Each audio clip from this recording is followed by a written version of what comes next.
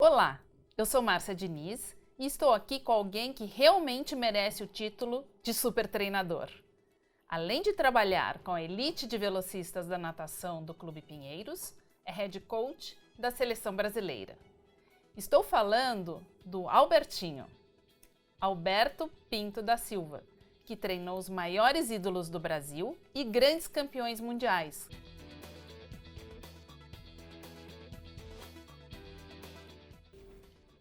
Olá, Albertinho, tudo bem? Oi, Márcia. Tudo bem, e você? Tudo bom, prazer ter você aqui hoje.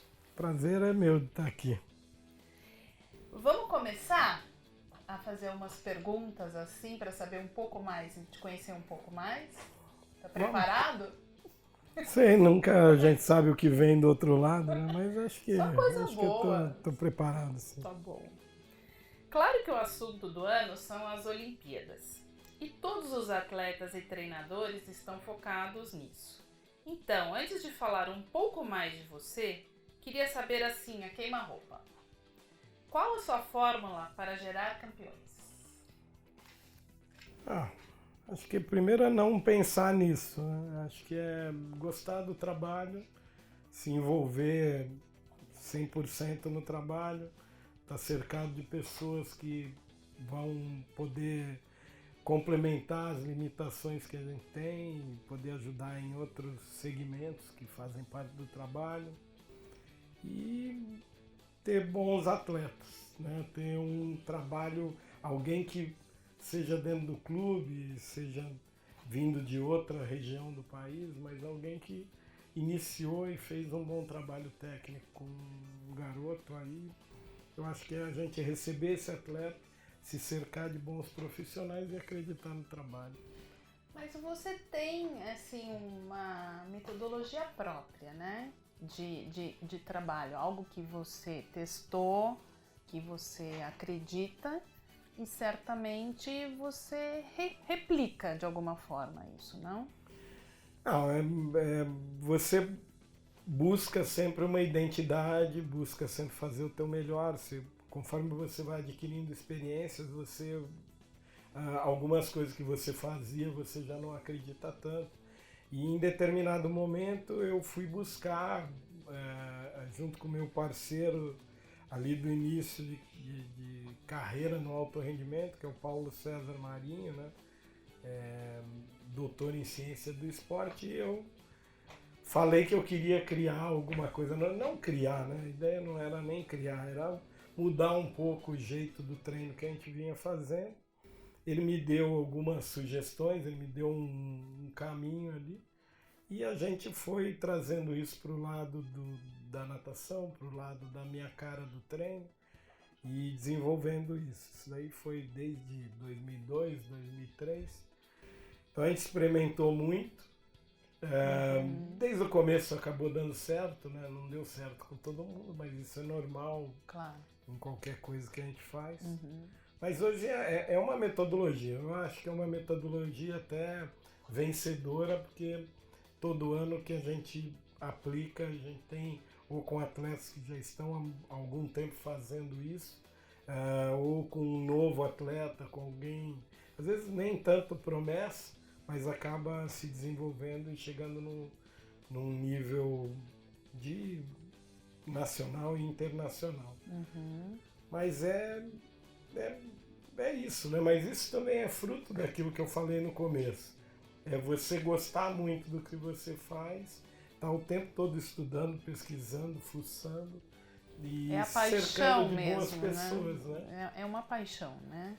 Tem que ser, né? Porque senão eu acho que são muitas difícil horas. você se dividir com o esporte de alto rendimento, porque o corpo do atleta, ele não tem, agora é feriado, então ele para e dali uma semana ele retoma de onde ele parou. Não, cada dia que ele ficou sem treinar é um pouco destreinado que ele fica. Claro. Então não tem feriado, não tem fim de semana, então tem que gostar mesmo. Tem que gostar. Com certeza, para vivenciar tudo isso, é preciso ter muita base, não é? Por isso é hora do pessoal que está nos ouvindo saber um pouco mais de você. Como que você começou? na natação, né? Eu acho que é legal para o pessoal que está ouvindo a gente saber como surgiu o Albertinho técnico. Bom, se for começar do começo mesmo, eu fiz engenharia e não sabia por que eu estava fazendo engenharia e em determinado momento eu viajava muito, estudava muito, eu tinha muitos conhecidos fazendo educação física e me interessei em mudar de curso no 4º ano de engenharia. Comecei como monitor na faculdade, auxiliando o professor de natação. Comecei a trabalhar numa academia, a gente ia para a praia todo fim de semana, então eu e esses amigos a gente trabalhava com natação e depois ia sempre para o litoral. Na última aula a gente já estava embarcando, alugava casa na praia e foi assim, auxiliar do professor na faculdade, trabalhar numa academia, trabalhava com tudo, com gestante, com terceira idade, com garotada, com bebê, até ter um grupinho lá que me despertou, desenvolver eles um pouco mais, eles gostavam de nadar e levar em competição de não federado. E aí eu vi que já não cabia mais ali na academia, eu fui procurar um clube, e estava praticamente certo de eu começar no São Paulo Futebol Clube.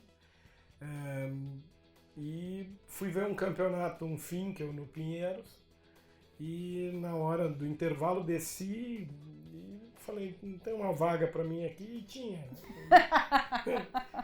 Aí me colocaram, entrei como assistente técnico, né? No início era mirim, petis, aí 1 ano e meio depois eu estava como treinador da base. E foi aí. E foi indo, né? Aí cada 2 anos eu mudava de categoria, enfim. Cheguei até a equipe principal, o supervisor saiu depois, eu acabei assumindo essa posição e tô ali entre Pinheiros e um período curto que eu fiquei fora com o projeto, né? E voltei em 2016, estou lá até hoje. Lembrando um pouco da faculdade, a gente andou conversando antes e descobrimos que nós fizemos a mesma faculdade, né? E tivemos esse mesmo professor, né? De natação, o famoso Nakamura. Né? E foram 2 experiências totalmente diferentes, né? O Nakamura praticamente me traumatizou e quase me tirou da natação pro resto da minha vida. E você foi auxiliar dele e através dele que você começou.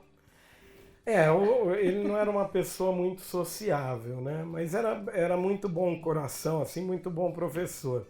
Mas ele era muito fechado, ele não deixava as pessoas se aproximarem.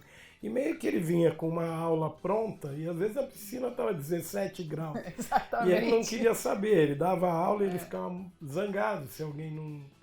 E a gente, meio que aquele grupo que eu estava ali, a gente não tinha tempo ruim, até... meio que um provocando o outro, tudo que ele mandava a gente entrava e fazia. E acho que ele gostou disso, sei lá, a gente não era de reclamar. Eu acho que faculdade de educação física, naquela época ainda, começo dos anos 80, eram 3 anos só, e eu já vinha de uma faculdade, quase me formei em engenharia, então eu estava ali na faculdade meio que para fazer o que eu tinha que fazer, pegar o diploma e sair rápido. E junto com isso eu queria me divertir. Né? Então eu estudava só as matérias que eu achava que iam me acrescentar alguma coisa para frente. Não aparecia nas outras, até um mau exemplo aqui, mas é o que foi mesmo. É verdade. Então eu fazia o que era de esportes, então tinha, sei lá, tinha EPB, Estudo dos Problemas Brasileiros, umas coisas que eu, sei lá, eu não via sentido, então não aparecia. Mas sempre fui bem nas matérias, fisiologia, natação, anatomia, essas coisas sempre eu me interessava, estudava. Eu lembro o cheiro do laboratório até hoje, aquele cheiro de formal. 2 anos, né, de anatomia, né? Eu não gosto nem de lembrar. Terrível, né? Não é minha área. Não, a minha também não.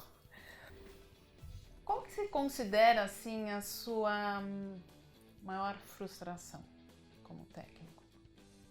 Eu acho que é uma coisa que luta bastante dentro de mim, assim, não sei se é chamar de frustração, mas por um lado né? Foi uma medalha olímpica e jamais uma medalha olímpica tem que ser colocada como frustração. Mas eu vinha trabalhando com o Cielo na época e naqueles 4 anos de preparação. Estamos falando de Londres, né? De Londres. E ele não perdeu nenhum evento. E ele tava muito fácil para ele fazer alguns tempos que credenciavam ele para uma final ou para o pódio, né? E de repente, coisa do esporte, né? Então uma coisa foi a primeira Olimpíada que eu ganhei uma medalha, acabei conseguindo ganhar 2 medalhas, né? Uma com o Thiago Pereira, uma prova totalmente diferente. Mas pela expectativa, né? O Cielo já era campeão olímpico, era recordista mundial, vinha de temporadas assim onde ele só ganhou, né? Então o primeiro adversário dele no balizamento de início da prova de 50 livre era o Fred Busquet, que nem estava nadando porque ele não se classificou. Então ele tinha, sei lá, 5 metros de vantagem, talvez, para o segundo colocado no papel, né? Mas o papel nunca ganha. E é um dos melhores velocistas que já existiu, se não o melhor. Então foi aquelas coisas que acontecem. Sim. E que, por um lado, eu estava feliz de ter conquistado a medalha, ter ajudado ele a mais uma Olimpíada estar ali no pódio, mas a gente em nenhum momento se preparou para algum lugar que não fosse o primeiro lugar, sem desmerecer nenhum adversário, mas ele já era o campeão olímpico, então não tinha um lugar que fosse satisfazer nem a ele nem a mim, que não fosse o primeiro lugar. Mas é uma coisa assim, eu guardo com carinho, tenho orgulho do trabalho que a gente fez, da prova que a gente fez, mas não sei se a palavra é frustração, mas é uma coisa que faltou ali. Faltou. E a sua maior realização? Daquelas assim que te emocionam até hoje, assim? Olha, é difícil falar eu não consigo falar de uma, porque emoção é uma coisa que não está ligada só a uma coisa a maior que você pode colocar. Se você for colocar como conquista, o campeonato mais importante é a Olimpíada, uma final, um pódio, então você naturalmente colocaria uma desses momentos, talvez o do Thiago Pereira, né? Que vinha já de 2 Olimpíadas, 2004, 2008, era a 3ª Olimpíada e ele não tinha uma medalha nem mundial em longa, nem uma medalha olímpica. Então foi um momento, eu sei o que esse atleta também passou e ele carregava esse peso de não ter a medalha. Então é uma coisa que marcou demais, é uma felicidade que não tem tamanho, mas às vezes assim, a felicidade ela tá em coisas menores, né? Um atleta que te fala alguma coisa em algum momento, né? Que você chegou ali, ele fala, pô, você me ajudou, sei lá. Vale muito mais, acho né? que não é a questão de valer mais, é a questão do momento. Eu acho que são momentos importantes. Aí tem uma série deles. Se for de conquista, eu acho que, sabe, tem o Thiago, essa medalha olímpica, acho que é um momento mais alto, né? Mas tem superação com o próprio Cielo, depois de uma acusação de doping, e ele ser inocentado, participar do Mundial. Ele, nesse processo, entre ele chegar na China, ter tudo que aconteceu até ele nadar, ele perdeu 4 ou 6 quilos, e ele na primeira prova ele ser campeão mundial, segunda prova foi campeão mundial, então é uma sensação diferente. Claro. Eu ter a oportunidade de treinar o Gustavo Borges, depois dele já ser um atleta consagrado, nunca foi minha primeira Olimpíada, na passagem ali, ganhar uma medalha no Mundial com um atleta que eu era meu ídolo, né? Eu era fã dele, então poder treinar, e aí você fica com aquela, o cara tem 4 medalhas olímpicas, eu vou... Fazer o quê? De repente ele vai passar em branco, né? E não vai ganhar nem na Olimpíada, não vai ganhar no Mundial, não queria aquilo para mim também, né? Mas deu certo. E foi, até você falando num momento de emoção, e tudo isso, né? Eu estava chegando na minha primeira Olimpíada e na época o Brasil tinha 5, 7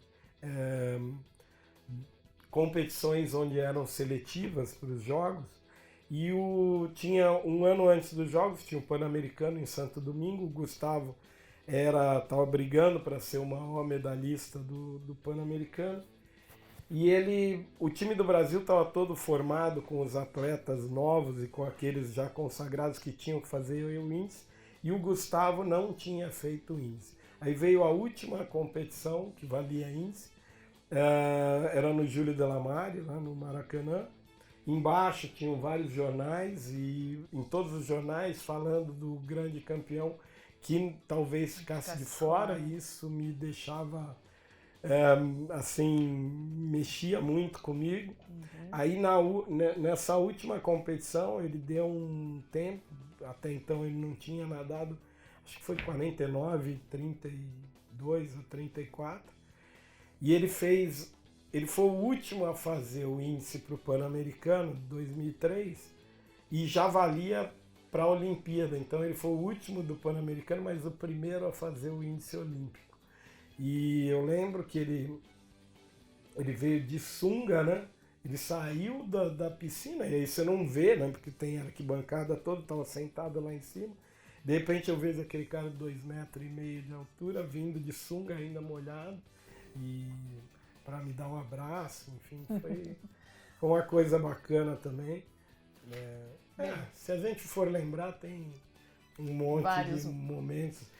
Hoje eu estava na academia e encontrei a Flávia Delaroli, ela estava lá também fazendo a recuperação dela, numa cirurgia no joelho, e passou um filme da classificação dela para a final olímpica. Também tem tanta coisa no meio. Era a primeira Olimpíada dela, a primeira Olimpíada minha. Eu lembro que eu fui até o banco de controle, né? Ninguém entra lá no banco, só os atletas experientes. E eu lá mexendo no braço dela, soltando ela antes da semifinal. E aí ela empatou com a Jamie Thompson, era a maior medalhista olímpica, até pouco tempo atrás, era a maior medalhista olímpica em número de medalhas. Ela empatou, eu falei, vai ter que desempatar, mas ela empatou em 7º, então entraram as duas, e uma holandesa ficou de fora da final. Aí, sei lá, tem muita coisa. Você sabe que você estava falando agora lá do Pan-Americano de Santo Domingo? Eu estava lá. E... Competindo? Não.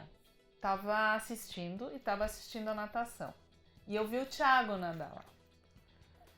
E isso foi em 2003. Meu filho nasceu em 2004 e eu dei o nome de Thiago em homenagem ao Thiago. Poxa. Então, assim, eu sempre me identifiquei muito com ele e com a mãe dele. Eu vi aquela Dona coisa Rose. O vai Thiago, vai Thiago. Eu achava assim, o máximo, né? De apoio, né? De tudo. E sempre as entrevistas do Thiago, tudo, sempre achei assim, um moleque bacana, sabe? Ele bacana. Ele é mesmo, tem um astral sempre alto, né? Depois que eu assisti essa prova, eu falei, o meu filho vai chamar Thiago. E sabe que naquela época ele tinha uma rivalidade muito grande com o Lucas Salata, que era um ano mais novo que ele. O Salata nadava no meu clube, no Pinheiro, com o Fernando Vanzella, e o Thiago nadava no Minas. E já tinha uma rivalidade, mas o cara da época na prova de medley era o Salata, né? E o Salata teve um problema no ombro. Thiago despontou aí, né? Já vinham os dois, quem era do meio da natação, ele não tinha um destaque internacional, né? Mas nacionalmente eles já vinham disputando. E aí o Salata, a gente ficou trabalhando ele para ele chegar nos Jogos Olímpicos no outro ano. Então ele não foi ao PAN. E aí o Thiago, ele arrebentou nessa prova, ele bateu um recorde, se eu não me engano ele bateu o recorde do Ricardo Prado, né? Que era o recorde sul-americano, né? Foi um tempo que foi recorde mundial na época. E a partir dali o Thiago não perdeu mais para o Salata, né? Eu acho que fez muito bem, com certeza fez muito bem para ele ter se destacado do jeito que ele se destacou. Foi uma boa homenagem que você fez. Eu tenho certeza. Um dia eu gostaria de falar pessoalmente para ele. Isso. Vamos falar um pouquinho do Marcelo Quereguinho. Ele vem vindo muito bem, né? Já bateu alguns tempos importantes aí no ano passado. O que você acha que é necessário para ele atingir o objetivo dele em Tóquio e continuar repetindo e melhorando aí esses tempos? Fora o trabalho aí que você, obviamente, já está fazendo. Que eu acho necessário tecnicamente? A mais. Poxa, eu espero que aquilo tudo que a gente fez com ele nesse último ano e meio, que ainda tenha um espaço para ele sentir como uma sobrecarga o meu treino e o tipo do trabalho que a gente vem fazendo. Marcelo, ele estava morando e treinando nos Estados Unidos, ele vinha só competir no Brasil. Aí a gente chegou num acordo dele fazer uma parte da temporada lá, uma parte no Brasil. Ele fez, então, 6 meses com a gente. Foi um período de adaptação, acho que até psicológico, porque ele continuava achando que a casa dele e o treinador dele e o trabalho bom dele estava lá. Ele vinha aqui porque era uma obrigação, alguma coisa que a gente deixou acertado. E eu até falei isso para ele, eu falei assim, Marcelo, você está nadando bem, você não vai melhor, porque você ainda não me vê como seu treinador e o meu programa como um programa que pode fazer você nadar mais. Querendo ou não, no ano seguinte ele parece que ele se jogou bem dentro do programa, que foi o ano passado. E desde o primeiro treino você viu uma disposição totalmente diferente nele. Ele queria ganhar qualquer coisa que ele fazia no treino ou fazer o melhor dele. E ele estava sempre muito bem nos treinos. E chegou nos resultados, melhorou o tempo, nadou várias vezes dentro do melhor tempo dele, ganhou um Pan-Americano em cima de um campeão olímpico, no Mundial chegou na final, ficou em quarto. É lógico que o sino entra no jogo, né, mas o tempo que ele tinha feito na semifinal seria suficiente para ele ter ido ao pódio, mas enfim, a gente nunca sentiu, nem ele nem eu, ele tão perto do pódio. E o que eu espero é que ainda tenha um pouco de... Porque tudo é adaptação, né? A hora que você está muito adaptado, se você não mudar o tipo de programa, o tipo de estímulo, ou aumentar a sobrecarga, você não tem uma queda para adaptar e dar uma super compensada e dar o teu melhor. Então, eu acredito, e ele também, que ele ainda não chegou no máximo, e que esse trabalho que a gente vem fazendo ainda tem um pouco aí a tirar dele. Esse pouco é 2, 3 décimos. 2, 3 décimos é o tempo que está no pódio. Então, Eu acredito muito nessa medalha, eu acredito muito no Marcelo. E no revezamento? O revezamento do Brasil potencialmente é interessante porque natação é esporte individual e quando a gente vai para o revezamento ele passa a ser um esporte coletivo, mas não deixa de ser a individualidade de cada um, né? Se cada um está nadando para um tempo a nível internacional muito bom entre os top 10, 12 do mundo, a gente passa a ter um conjunto muito forte aí, mas a gente tem que ter uma mentalidade de time também. A gente fez isso ano passado, fizemos um training camp só do revezamento no Rio, depois fizemos na preparação para o Mundial training camp na Turquia, um lugar fantástico, com alguns dos melhores velocistas treinam lá também. E a gente desenvolveu coisas que acho que a gente aprende durante a carreira toda, mas nunca praticou. E até uma metodologia para trabalhar em cima de revezamento, das trocas, do timing, do cada um conhecer o outro, de estudar a personalidade para ver muito quando importante. Cada um... tem gente, você perguntava para cada um, quem que você acha que é talhado para abrir o revezamento? Quem você acha... Você perguntava em relação aos outros, em relação a você mesmo, né? Você gosta de ir em que posição? Eu gosto de ir nessa e não gosto de ir nessa. Você vê quando todo mundo opinou e falou, o time já estava montado na cabeça de todo mundo. E é legal quando todo mundo verbalizou e aí bacana, começa a falar. Muito importante. Você ia para a água, você via o entrosamento crescer. Claro.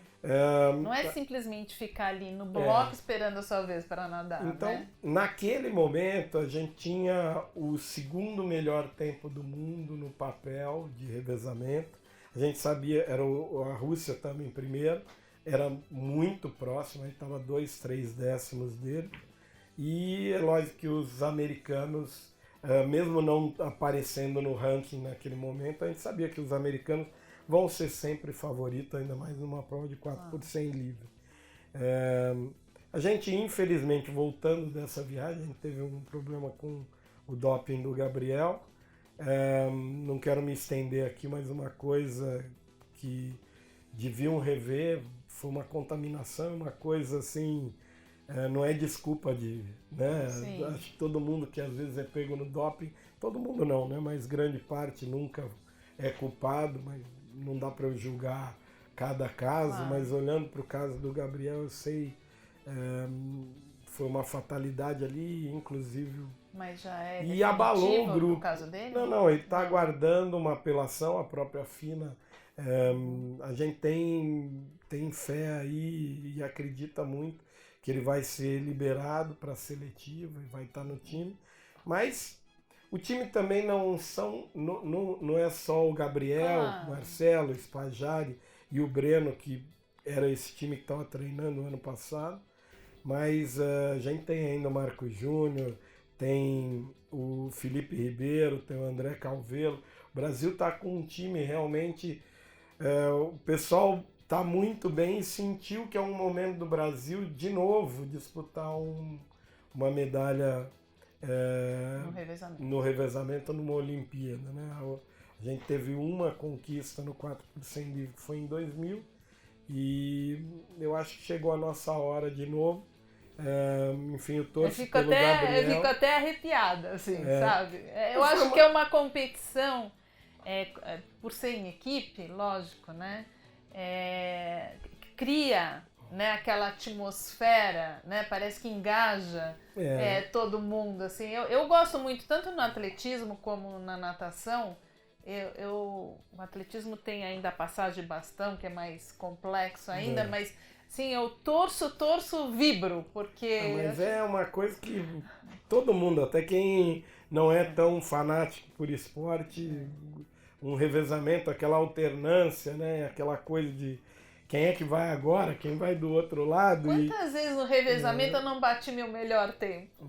Né? Não é? Você se dá pelo time também. Mas várias vezes eu melhorei muito meu tempo no revezamento, assim. E para mim é especial, porque nesse último ano, para um campeonato mundial, os 4 atletas treinavam comigo. Então foi uma coisa assim que foi mais ainda time, porque era uma coisa do dia a dia, e a gente na seletiva colocar os 4 é uma coisa inédita até para o Brasil, acho que até no mundo, né, os 4 treinarem no mesmo clube. Mas independente, é lógico que eu torço para quem está comigo ali, mas como brasileiro, como treinador, e querendo ver o Brasil na frente, eu torço pelos outros garotos dos outros clubes tiverem também. melhores, E né? quem tiver melhor que possa contribuir Claro. para o Brasil Lógico. conquistar essa medalha, que acho que vai ser bem importante. Com certeza. Você sabe que você estava falando do Gustavo Borges? Eu assisti o Bola da Vez. Você assistiu? Falei hoje com a Flavinha, Então, eles tava ele e ficaram a Flávia, lavando roupa suja Ficaram. do treino da época. Então, eu falei, olha, como eu perdi esse programa? eu preciso perdi. falar disso porque foi divertido. Assim, tenho profunda admiração pelo Gustavo, mas maior profunda admiração, assim, pelo ser humano, profissional, atleta, por tudo. Ele é um exemplo, né? Em exemplo. qualquer segmento ali ele vai ser Ele um exemplo. justamente, ele é um exemplo. E são 2 opostos, ele e a Flávia, né? E ficou uma entrevista tão divertida. Mas...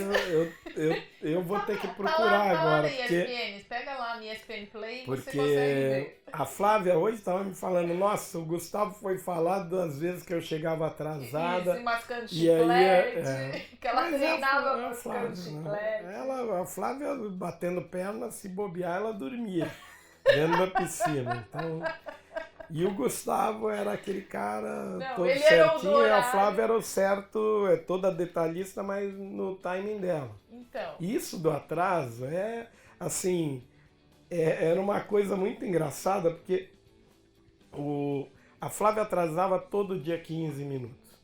Aí a gente pegou e falou assim, em vez do treino ser às 2, vamos marcar 15 para as 2, para ela chegar no horário. Ela atrasava 15 minutos e chegava às 2. Então, se marcasse às 2, ela chegava às 2h15. Marcasse 2h15, ela chegava às 2h. Solução para não tinha jeito. E o Gustavo, ele via ela chegando, ele saía, ele ia na lousa e escrevia. E no começo era brincadeira, mas eles começavam a discutir. E aí ele falava, isso é uma falta de respeito com o treinador. E aí ela ficava doida quando ele falava isso. Aí ela retrucava e eu falava, Gustavo, se você dá bronca nela, eu não consigo dar, porque aí vai ficar 2 contra 1, não vai dar certo. Deixa que eu faço o meu papel e dou a bronca e você treina. Mas ela me falou hoje que começou o que me chamou a atenção, né, dessa entrevista é você no meio, como treinador. E comentaram sobre o Fernando, né? O Xuxa também. Então, o Gustavo, o Xuxa e a Flávia. E a equipe que era naquela época. Com personalidades totalmente diferentes, né? Mas o que o Gustavo frisou é que você, como treinador, como você de fato sabia levar cada um e tirar o melhor de cada um da forma que fosse, sabe? E isso, para mim, é sinônimo de um treinador que, de fato, é um super treinador.